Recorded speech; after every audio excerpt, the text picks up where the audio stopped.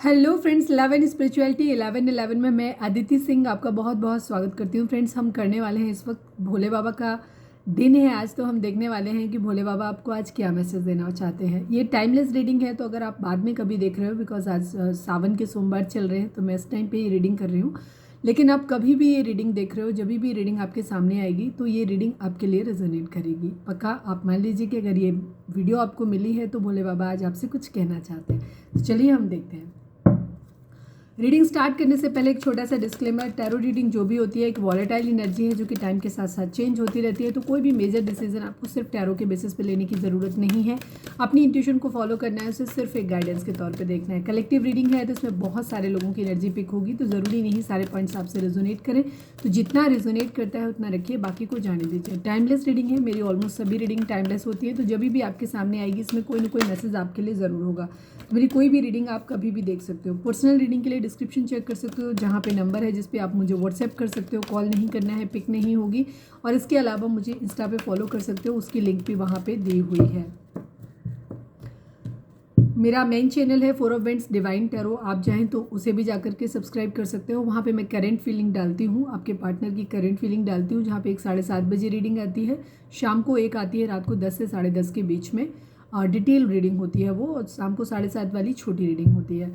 तो अगर आपको करंट फीलिंग देखना पसंद है तो वहाँ पर भी जा करके मुझे सब्सक्राइब कर सकते हो। चलिए डीप ब्रीथ लीजिए, अपने डिवाइन से प्रे करिए कि आपके सवालों के आपको सही जवाब मिले। प्लीज़ बाबा जी, प्लीज़ भोले बाबा बताइए, आप हमारे व्यूअर्स जो भी हमें देख रहे हैं इस वक्त, उनसे आप क्या कहना चाहते हो। सेक्रीफाइस की एनर्जी है, 12 नंबर है ये, ठीक है। अगर किसी का 12 या 21 या 3 इस तरीके का कोई अगर डेट ऑफ बर्थ है आपकी, तो ये आपके लिए ज़्यादा रेजोनेट करेगा। बिकॉज अभी मैंने बात शुरू नहीं करी थी तो मैं इसको ले नहीं रही हूँ अभी, बट मैं क्योंकि ये आया है सडनली, तो किसी न किसी के लिए मैसेज ज़रूर है, ठीक है। और अगर सबके लिए होगा तो ये फिर से आ जाएगा, ठीक है। तो सेक्रीफाइस की एनर्जी है यहाँ पे, और इसको कंसिडर ज़रूर करते हैं क्योंकि कोई कार्ड आता है। तो फाइनल शफल बाबा जी, हमारे भोले बाबा हमारे व्यूअर्स के लिए क्या मैसेज है आपका, क्या कहना चाहते हैं, प्लीज़ डिवाइन आप बताइए। आई टेक ओनली 5 कार्ड्स बाबा जी, उसी हिसाब से दीजिएगा।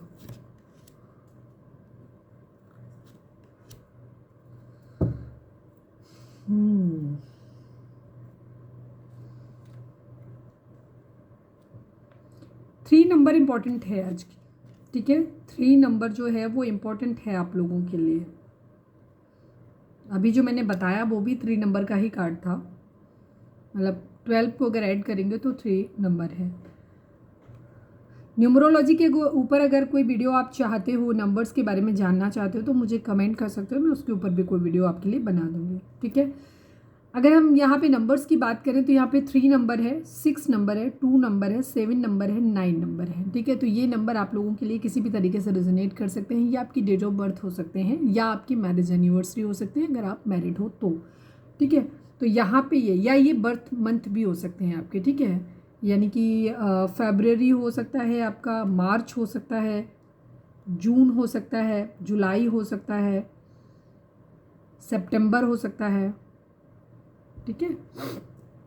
चलिए, डिवाइन आपसे कह रहे हैं इस वक्त कुछ निर्णय हैं आपको अपनी ज़िंदगी में जो लेने हैं, ठीक है। मूवमेंट, चॉइसेस एंड डिसीजन की एनर्जी है इस वक्त। आप जहाँ पे हैं, जिस स्थिति में हैं, तो भोले बाबा आपसे ये कह रहे हैं कि इस वक्त आपको कुछ निर्णय लेने हैं, ठीक है। और ये निर्णय ही तय करेंगे आपकी ज़िंदगी में कि आपका आने वाला समय कैसा होगा, ठीक है।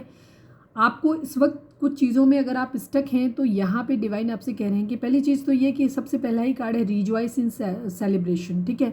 तो आपको बहुत जल्दी किसी तरीके के एक सेलिब्रेशन में, हो सकता है किसी पार्टी वगैरह में आप इनवाइट किए जाओ, या किस तरीके की यहाँ पे एनर्जी हो सकती है, या फिर बहुत जल्दी आपकी ज़िंदगी में सेलिब्रेशन आने वाला है। ओवरऑल अगर हम बताएं तो भोले बाबा कह रहे हैं कि आपकी ज़िंदगी में इस वक्त सेलिब्रेशन आने वाला है, ठीक है।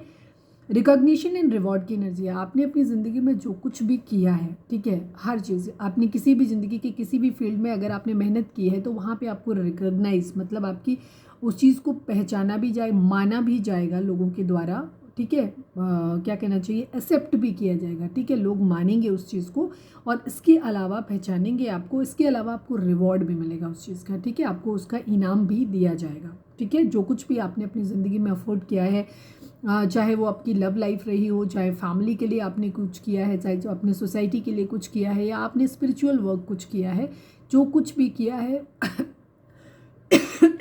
जिनके लिए भी किया है उसको रिकॉग्नाइज भी किया जाएगा और आपको रिवॉर्ड भी मिलेगा।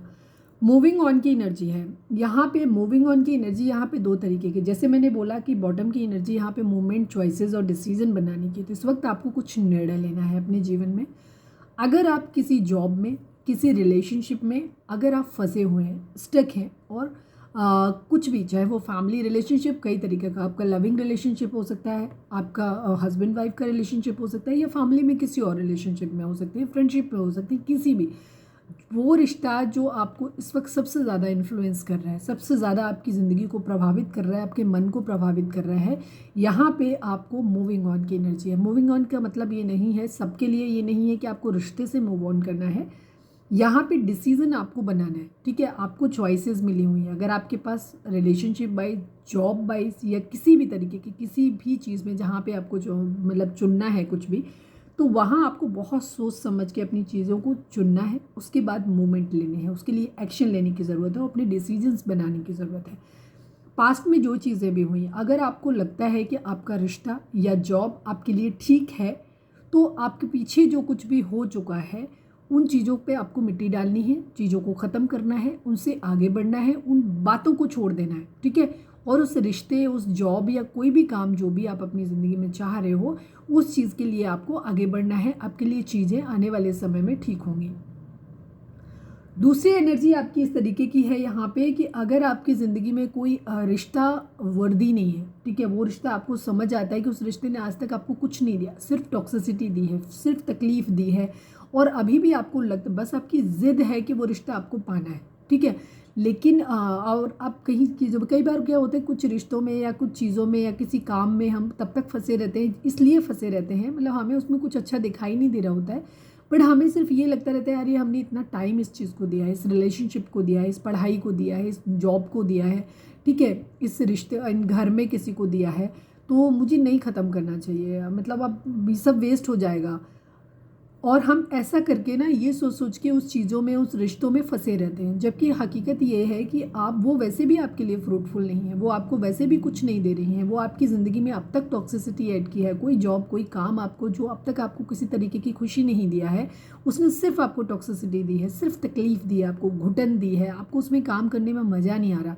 सेकेंड चीज़, कोई रिलेशनशिप है आपकी ज़िंदगी में जो सिर्फ आपको टॉक्सिसिटी देता रहा है, जिससे आपको कोई होप नहीं है, और आपको पता है कि आगे आने वाले समय में भी ऐसी ही चीज़ें होने वाली हैं, कुछ अच्छा नहीं होने वाला है उसमें पीछे, या अच्छा हो भी जाए तो भी पीछे जो कुछ इतना ख़राब हो चुका है कि अब उसकी भरपाई नहीं हो सकती, ठीक है। सपोज़ कोई रिलेशनशिप 10 साल, 15 साल, 20 साल तक टॉक्सिक रहा, ख़राब रहा, लास्ट मोमेंट में उसने एक अच्छा टाइम निकाल दिया, ठीक है, आपकी एक अच्छा समय जो था, जिसको आप इंजॉय करना चाहते थे, वो समय उसने पूरा ख़त्म कर दिया, आपकी पूरी जवानी चली गई, आपका जो भी आपका रिलेशनशिप था, उस रिश्ते ने आपको वो जो चीज़ें आपने एक्सपेक्ट की और आपने बहुत लंबा समय इंतज़ार किया उस रिश्ते में उन चीज़ों को, उन खुशियों को पाने के लिए, बट उस रिश्ते ने आपको वो सब कुछ नहीं दिया, ठीक है। कोई रिस्पेक्ट नहीं दिया, कोई आपको वैल्यू नहीं करा, कोई आपको प्यार नहीं दिया।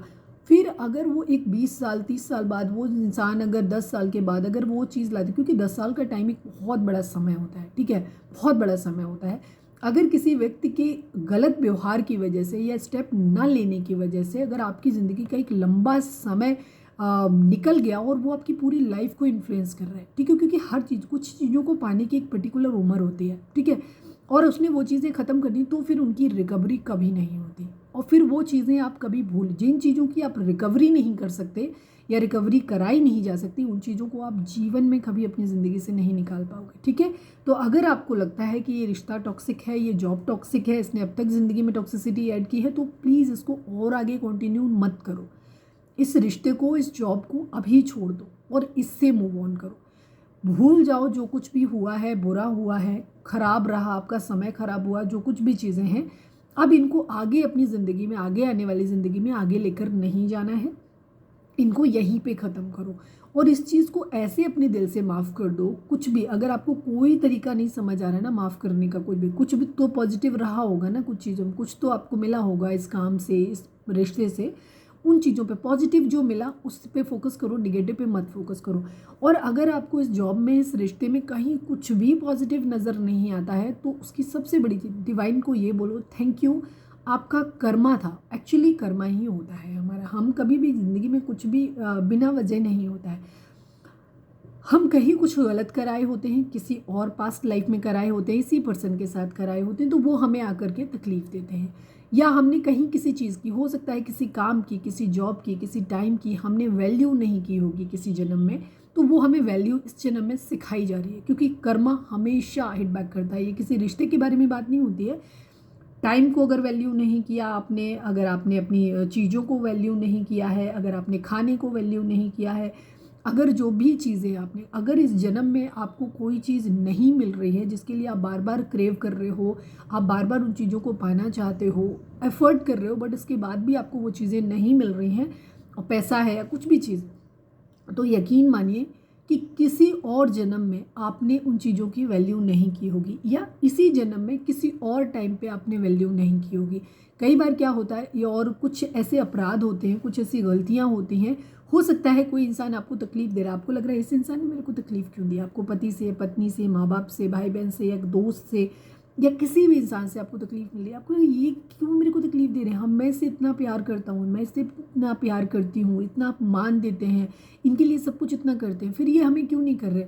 आप डीप डाउन देखना, शायद किसी और की वैल्यू आपने नहीं करी। कोई होगा आपकी ज़िंदगी में, आपके रिश्ते में, शायद इसी जन्म में, जिस इंसान ने आपसे बहुत प्यार किया होगा, आपको बहुत रिस्पेक्ट दिया होगा, केयर किया होगा आपका, बट आपने उनकी केयर नहीं की, आपने उनको रिवर्ट बैक वो चीज़ नहीं लौटाई है जो वो इंसान डिज़र्व करता था, तो इसलिए आपको दंड वहाँ मिल रहा है जहाँ आपकी गलती नहीं है। ठीक है, तो ये कर्मा ही होता है। तो अब अगर कुछ भी आपको पॉजिटिव समझ नहीं आ रहा है तो यहाँ पे ये सोचो कि ये तुम्हारा ही कर्मा था जो कि अब बैलेंस हो गया। ठीक है, फिर यहाँ से आपके मन में एक पॉजिटिव थॉट आएगा कि जो कुछ भी आपने भोगा है ये आपका ही अपना कर्मा था जो कि बैलेंस हो गया। तो डिवाइन को थैंक यू बोलो और इससे मूव ऑन करो, जिंदगी में आगे बढ़ो।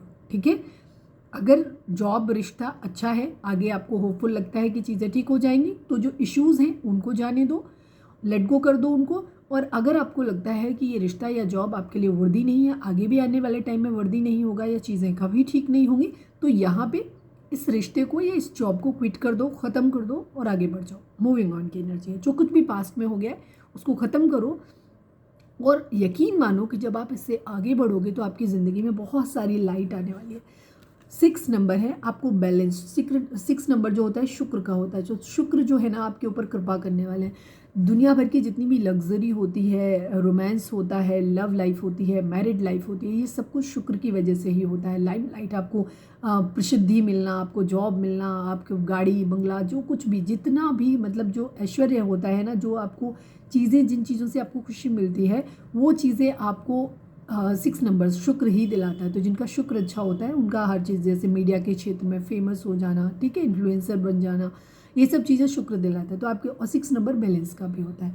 तो यहाँ पे नंबर ये आपको बैलेंस कर रहा है, आपकी ज़िंदगी में सब कुछ अच्छा होने वाला है। ये रिश्ता जाएगा तो एक नया रिश्ता आपकी ज़िंदगी में आएगा जो कि बहुत अच्छा होगा। तो आपको इस अंधेरे से बाहर निकलना है।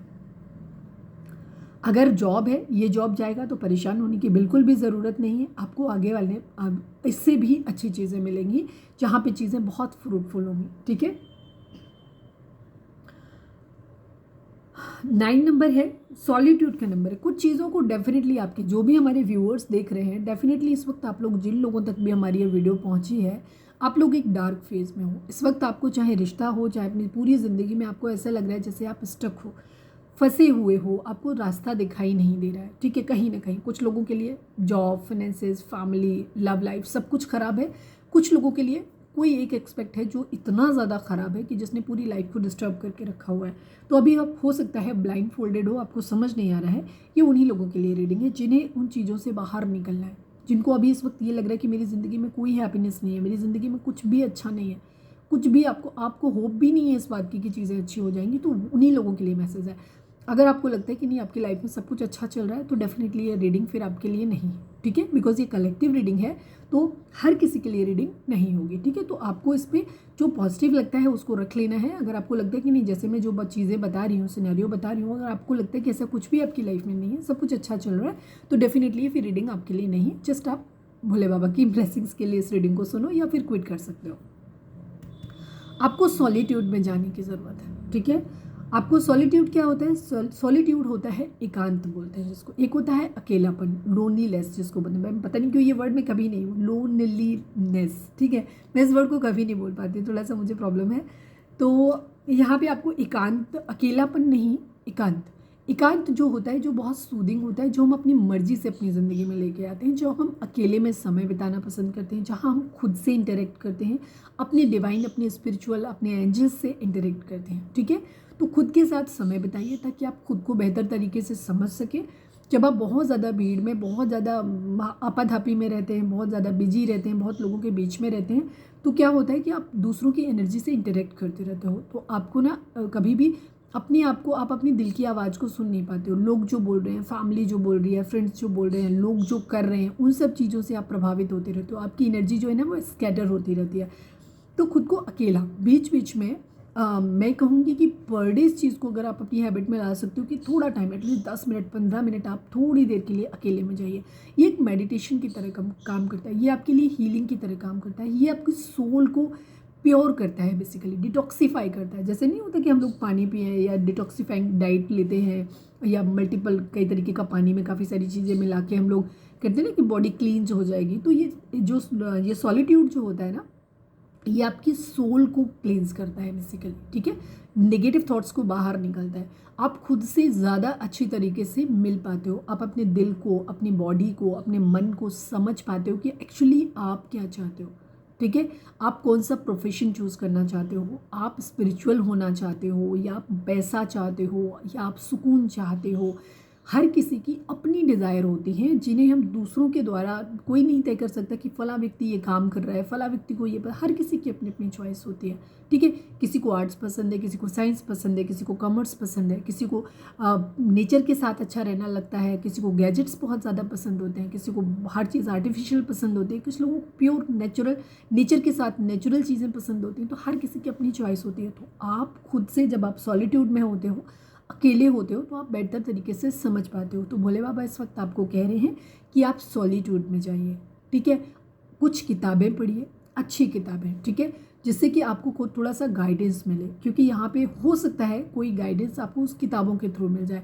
अगर आप सनातनी हो तो आप भगवद गीता पढ़ सकते हो आप, ठीक है, या कोई भी कृष्ण लीला पढ़ सकते हो, या कोई भी चीज़ें, रामायण पढ़ना है तो रामायण पढ़ लो, या कोई भी कुछ भी आपको, जैसे कोई अच्छी किताबें पढ़ लो, हिस्ट्री पढ़ लो, या कोई भी चीज़ आपको अच्छी लगती है बुक्स को पढ़ो आप, ठीक है। उनसे हर बुक में, अच्छी बुक्स जो भी होती है उनमें कुछ ना कुछ नॉलेज होता है, ठीक है। आप स्टोरीज पढ़ लो, बेसिकली कुछ नहीं, अगर आपको समझ आ रहा है तो जो भी आपको अच्छा लगता है वो पढ़ लो, अच्छा बुरा कंटेंट नहीं, ठीक है।